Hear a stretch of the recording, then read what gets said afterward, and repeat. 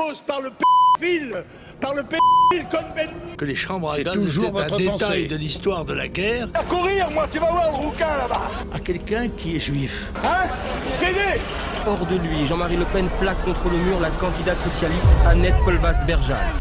Mesdames et messieurs, en tant qu'individu regardant ce noble vidéogramme, vous n'êtes pas sans savoir que Jean-Marie Le Pen est mort récemment. Le sujet peut donc attiser beaucoup d'émotions, j'essaierai alors de ne pas prendre parti dans cette vidéo, afin d'offenser personne, et pour ne pas me faciliter la tâche, vu qu'apparemment ça me réussit, je vais devoir faire des pirouettes artistiques comme en cours d'acrosport pour pas me faire strike. Certains mots seront donc bipés, voire remplacés, je m'en excuse d'avance. Allez, on commence. Notre histoire se passe ici. Jean-Marie Le Pen, qu'on va juste appeler Jean-Marie à partir de maintenant. Non, en fait c'est trop long, on va l'appeler JLP. Bref, JLP naît le 20 juin 1928 dans une famille de marins pêcheurs et de paysans. Il est chrétien de naissance d'ailleurs, voilà, pas grand chose à dire de plus. Si, des choses à dire de plus vu que son père meurt à bord d'un chalutier à cause d'une mine en 1942. JLP suit par ailleurs ses études dans un établissement jésuite et il est boursier. Il doit cependant le quitter en 1943 à cause des gilets jaunes, non je rigole, hein, c'est les Allemands. Il rejoint ensuite un autre lycée random mais il est renvoyé pour indiscipline, puis un autre établissement qui le renvoie encore une fois pour indiscipline. Ce cancre de JLP réussit cependant à avoir son bac. Il a ensuite sa licence à la faculté de Paris, ce qui fait qu'il remonte grandement dans mon estime, faut quand même l'avouer. Bref, pour JLP, c'est maintenant la vie politique qui commence et il finit élu à l'Assemblée nationale à l'âge de 27 ans. Je trouve que c'est assez jeune quand même, hein. Franchement pas mal pour un mortel JLP. Mais à peine il entre à l'Assemblée, il se casse déjà en 1956 pour participer à la guerre d'Algérie. En fait, JLP a déjà rejoint l'armée plusieurs fois avant d'être à l'Assemblée, mais il fait énormément polémique aujourd'hui, notamment pour sa participation à la guerre d'Algérie. Du coup, c'est la seule que je vais vraiment détailler. Mais attends, JLP, t'es en train de mitrailler quoi là avec ta Vandale flambant neuve?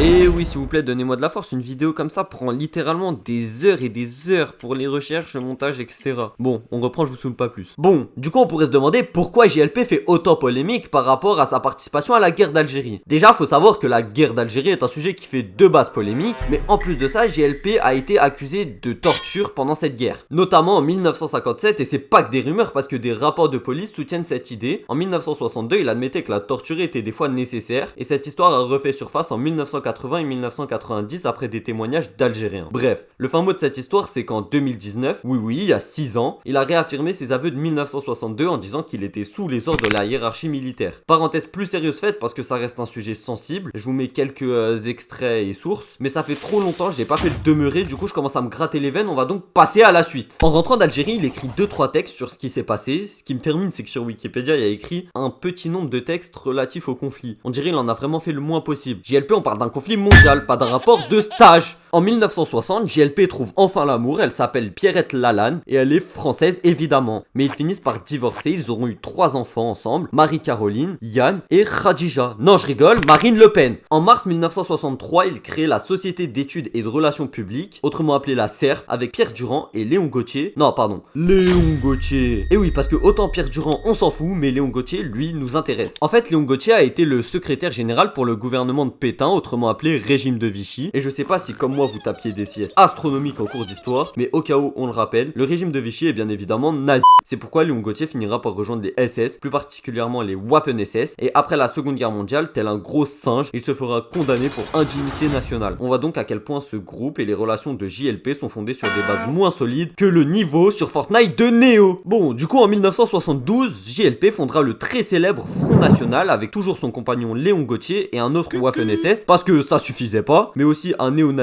qui s'appelle Duprat, et des nostalgiques de l'Algérie française comme Roger Eldredredre, parce que finalement, oui, c'était mieux avant. On voit donc qu'il a des décennies d'avance sur Kishimoto en fondant l'Akatsuki, et c'est pas qu'une blague, hein, parce que cette union de cas perdus, il ressemble vraiment. Bon, pour des raisons de logique et d'organisation, on appellera le Front National FN à partir de maintenant. Bon, on peut s'y attendre, le FN fait un big flop, leurs scores aux élections sont absolument éteints. Il finit par ailleurs par se briser et un parti concurrent se forme, le PFN. Non mais les gars, vous avez pas fait d'efforts là. JLP appelle d'ailleurs à voter pour Valéry Giscard d'Estaing parce qu'il a même pas les 500 parrainages nécessaires pour être président. Mais la tendance se renverse car peu après l'arrivée au pouvoir de la gauche, vers 1982, JLP va commencer à percer un peu en politique, en tapant comme pour les élections cantonales 10% à plusieurs endroits. Toujours la même année, JLP va remettre une lettre à Mitterrand, président de gauche, pour se plaindre du manque de visibilité du FN à la télé. Rageux va. Mais finalement ça paye et Mitterrand le lui accorde. JLP continue sa petite vie politique politique, mais en 1987, il est invité au Congrès juif mondial pour ses positions pro-israéliennes. Mais devinez ce qu'il va faire en septembre 1987. Do it.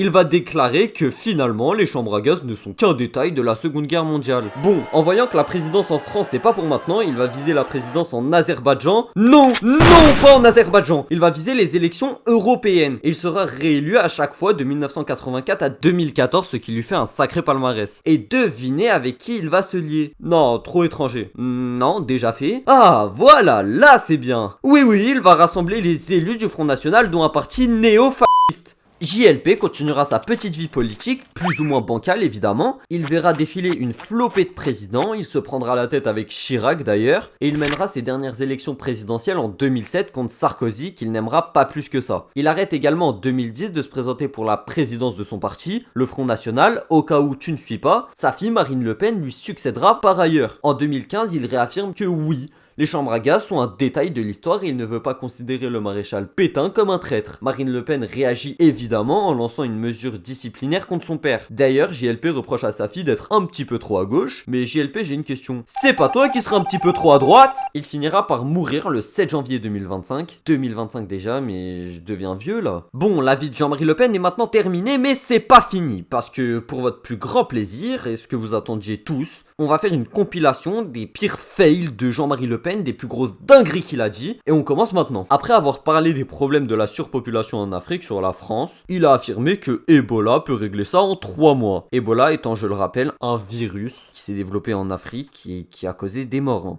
Et ça va péter. Il a créé avec sa société d'édition Serp, qu'on a vu précédemment, hein, si vous suivez, un disque de chant nazi avec au dos écrit le Troisième Reich, voix et chant de la révolution allemande, dans lequel évidemment Hitler était glorifié de toute façon. Miaou.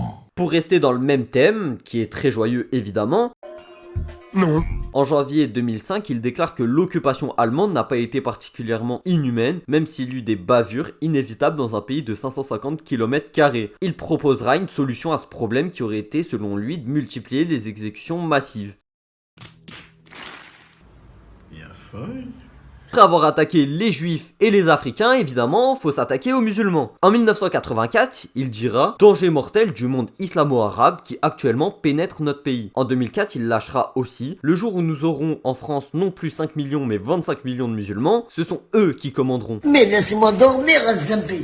Ensuite, il reste qui à faire Ah, excellent. Et je vous jure les gens, on va tous les faire avec lui. Jean-Marie Le Pen déclare sans vergogne, c'est vraiment un mot de farfadé malicieux ça, hein. Bon, du coup, il déclare que les Roms ont une présence urticante et odorante. Pour revenir au délire de main en l'air et de croix sur des drapeaux, bref, JLP fait un jeu de mots avec une subtilité omni-absente en ajoutant crématoire après le nom de Michel Durafour et vous ferez la substitution pour voir ce que ça donne, hein. Bah, je m'appelle Fatih. Pour finir, il reste qui Non, déjà fait. Non. Ah oui, c'est vrai. Il a tenu des injures envers les homosexuels et a associé l'homosexualité à la pédophilie sur son blog. Ce qui n'a rien à voir, je pense que vous le saviez. T'as les crampés? Hein? Un pognon? Ah, et vraiment, dernier fun fact, enfin fun, je sais pas, il a assommé un étudiant en médecine, Jean-Claude Mouchod, à cause d'une vieille embrouille en plus, enfin je sais même pas pourquoi il a fait ça. Et vu que je sais faire autre chose que parler dans un micro snowball qui m'a coûté 70 € pendant 1 heure, j'ai calculé à peu près, Jean-Marie Le Pen, combien il a payé d'amende à cause de ses propos, parce que oui, quand on tient des propos comme ça, on paye des amendes. Et il aurait payé approximativement 200 000 €. Bon, c'est des chiffres qui sont à prendre avec des pincettes, d'une part parce que c'est dur à retracer, avec la conversion en francs, tout ça, et d'autre part parce que c'est moi qui l'ai calculé. Et oui, quand c'est moi qui calcule, on prend avec des pincettes. Bref, j'ai pas pu vous relater tous les événements tellement ils sont indénombrables. Du coup, je vous mets les sources en description. D'ailleurs, je vous mets également les sources pour la vie de Jean-Marie Le Pen parce que je l'ai simplifié à mort. J'aimerais juste finir sur une chose, bien que sa mort est considérée pour beaucoup comme une fête. J'empathie toute personne touchée par son décès car Jean-Marie Le Pen reste un être humain quand même. De plus, j'aimerais apporter une pensée à toute personne touchée de près ou de loin par les événements dramatiques de la Seconde Guerre mondiale et de la guerre d'Algérie pour qui ça a été très compliqué. Pour finir, je tiens à préciser que je suis pas historien, je suis juste un lycéen dans ma chambre et j'ai donc peut-être fait des erreurs historiques. Si c'est le cas, veuillez bien me corriger en commentaire. Bisous.